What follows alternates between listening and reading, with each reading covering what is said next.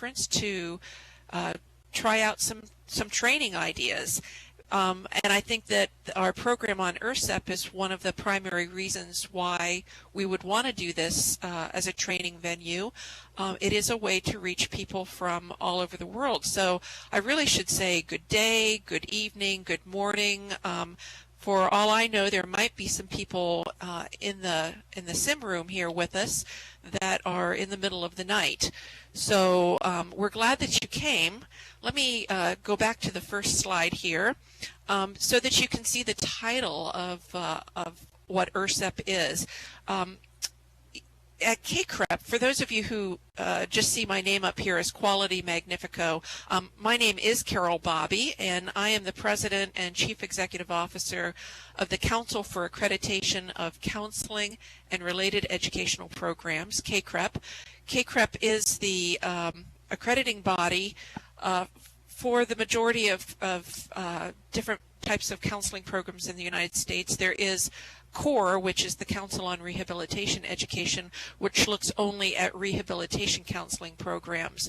But CACREP looks at a lot of different programs in school counseling, mental health counseling, marriage and family counseling, student affairs and college counseling, and we have addiction counseling, which is our newest program area. We also look at doctoral programs in counselor education and supervision. And so as you can tell from the acronym CACREP, we're very fond of very different sounding acronyms. So when we came up for the idea of an international registry, we had to stay in the same vein and come up with another lovely acronym known as IRCEP. But that does stand for the International Registry of Counselor Education Programs. And we have created it to try to foster excellence in the training of counselors around the world.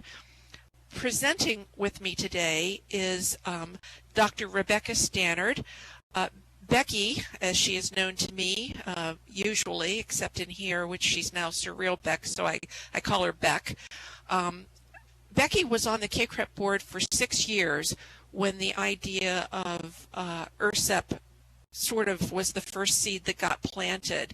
And she really nurtured the idea of trying to find a way that we could respond to the growing needs of programs that were contacting CACREP from around the globe and asking us to please accredit them. And so when she went off the board, she was asked if she would perhaps consider chairing a special task force, which she has done, and she is the chair of the steering committee, which has come up with the process that we're going to describe today. So let me just tell you a little bit about what IRCEP is. IRCEP, first of all, is not a separate organization from CACREP. It is an international registry process, which is governed by the steering committee that Becky is the chair of. That steering committee is a special program arm of CACREP. They've been put together to actually run this part of the program, and they report directly to the board of directors of CACREP. I'm going to tell you a little bit about the evolution and history of why IRCEP. I started with this when I said earlier that we had a growing number of programs that were international from other countries calling us. Back in the early days of CACREP, you know, even as much as 15 years ago, we were getting inquiries, and sometimes they were mostly by telephone call at the time, but of course technology, and here we are here in Second Life, but technology and email made it a whole lot easier for people to start contacting us.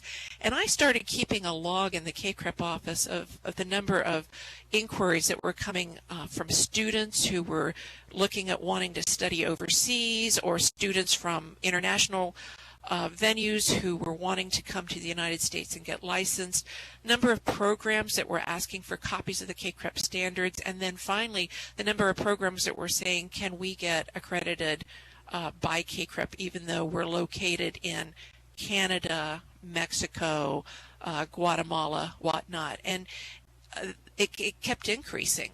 So with that, I kept taking that information to the board, and then we had over 15 years ago, we had CACREP accredit a program in Canada.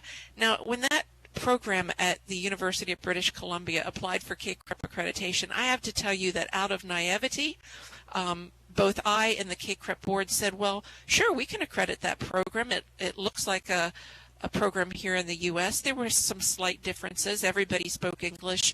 It wasn't really a problem at all. And so we just did it. We didn't know we were setting a precedent at the time, but we did accredit the program at UBC. We then had another program in Canada apply for accreditation at Trinity Western. That was not really an issue.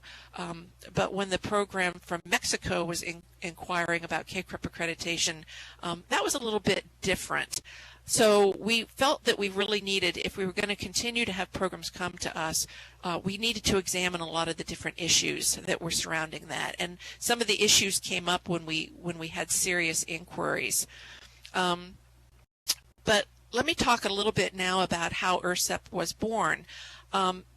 When we began to get these serious inquiries, we decided we needed a lot more information. So CACREP began sending representatives to different international conferences, the International Association of Counseling, which used to be known as the International Roundtable for the Advancement of Counseling. We started going to those meetings.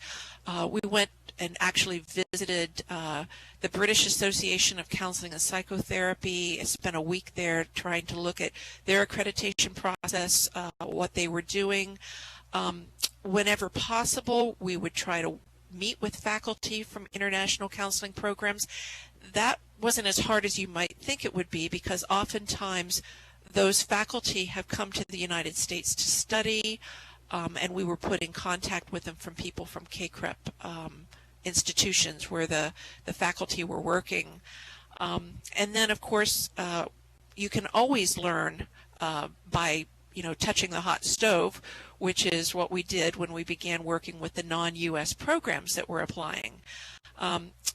For those of you who are aware of some of the work that NBCC has been doing internationally and their creation of NBCC International, we would consult with them. They have a lot of experience.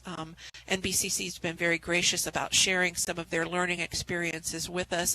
And then we've also worked with the Center for Quality Assurance in International Education, which is an organization that has worked globally in setting up quality assurance standards for different governments. Probably they've worked in close to 100 countries around the world.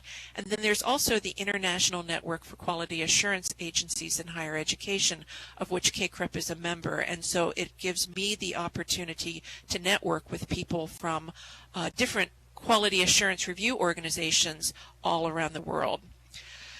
The initial tasks that were given to IRCEP when we decided that we would actually create an international registry was to develop the criteria and processes for what it would take for a program to be listed on the registry, to develop curricular guidelines, and to appoint members to the IRCEP committee.